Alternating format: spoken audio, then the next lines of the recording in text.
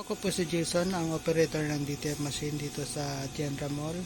Ang machine dito ay nagamit ng 6 na araw na may 65 meters. Ito po yung mga huling palit na mga printer heads natin. Yung colored ay nung October 26, yung white naman ay nung December 30. Ito naman po yung copying na may 80% good condition pa.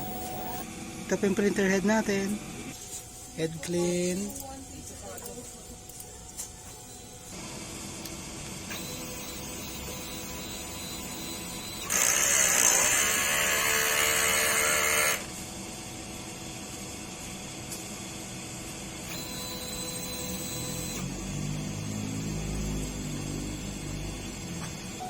Punasan ng telang rubber wiper pagkatapos mag head clean. Nozzle check. Yung system po namin ay tama lang. Waste tank nilinis kahapon. Ito ABR natin. Ground wire. Mga in-use natin na stock. Unused. Consumable. Ito naman yung mga detail film natin. Yung stock natin ay tama lang.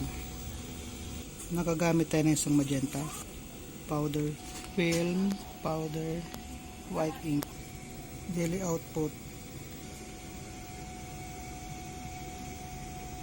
Ito naman ang daily checklist. Printed na mga consumable codes. Yun lang po, salamat.